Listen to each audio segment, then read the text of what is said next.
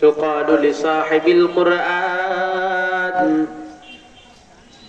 একজন কোরআন ওয়ালাকে ডেকে বলা হবে ইকরা ওয়ারতাকি, তুমি পড়তে থাকো আর উঠতে থাকো।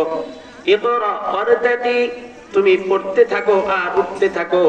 ওয়ারাতিল কামা কুনতা তুরাতিল ফিদ দুনিয়া, দুনিয়াতে যেভাবে তুমি সুন্দর করে তিলাওয়াত করতে এরকম করে তুমি তিলাওয়াত করতে থাকো।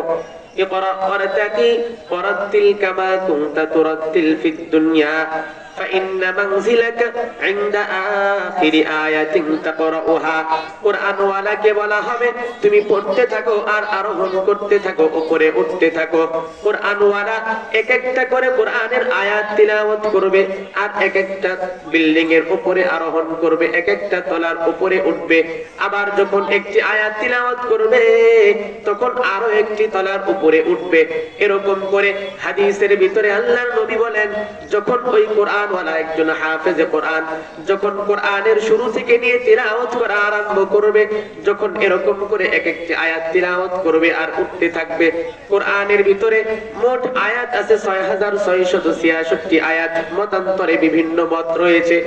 তো ৬৬৬৬টা আয়াত যখন একজন হাফেজে কোরআন শুরু থেকে নিয়ে যখন পড়া আরম্ভ করবে, একটা করে আয়াত শেষ করবে, একটা করে নতুন বিল্ডিং এর উপরে উঠবে।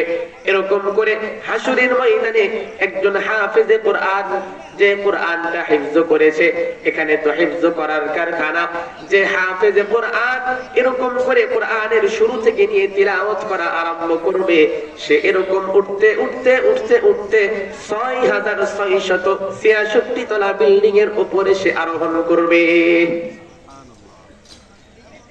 তাহলে আপনাদের জন্য আমাদের জন্য বড় সুবর্ণ একটা সুযোগ, আপনাদের বাড়ির পাশে মাদ্রাসা, এত সুন্দর পরিবেশে এখানে কোরআন হিফজ করানো হয়, কোরআন শেখানো হয়, কোরআন শিক্ষা দেওয়া হয়, এখানে কিতাবের তালিম দেওয়া হয়, কিতাবের দর্স দেওয়া হয়।